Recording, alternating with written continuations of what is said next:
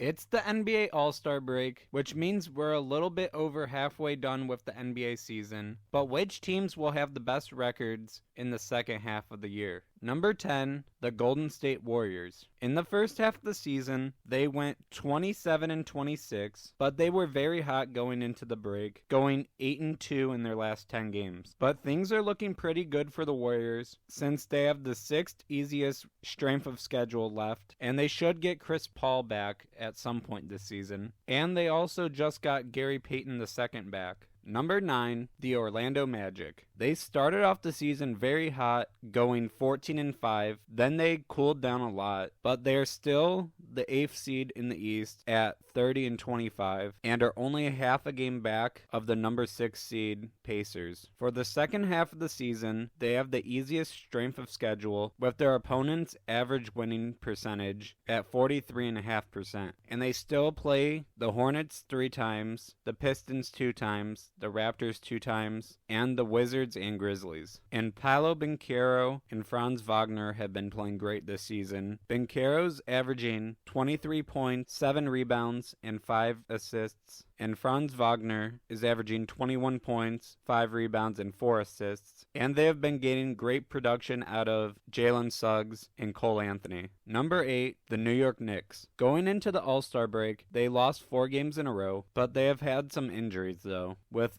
Julius Randle having a dislocated shoulder. OG Anunoby had elbow surgery, but both of them should be back within a month. And at the trade deadline, they got Alec Burks and Bojan Bogdanovic, which increases their depth a lot. And Jalen Brunson is by far having his best career season, averaging 27 points, 4 rebounds, and 6 assists. Number 7, the Minnesota Timberwolves. Right now, they're the number 1 seed in the West at 39-16 and have won 4 games in a row going into the All-Star break. I think they will continue being a great team in the second half of the season, but I think they're going to cool off a little bit. But they're pretty much a lock for a top 4 seed in the West. Anthony Edwards is having a great season, averaging 26 points, 5 rebounds, and 5 assists. And Cat is averaging 22.5 points and 8 rebounds. And Rudy Gobert is still one of the best defenders in the league, averaging over 2 blocks per game. Number 6, the Denver Nuggets. Going into the All-Star break, they have lost 3 games in a row and are 5-5 in their last 10 games. I think they are lacking some depth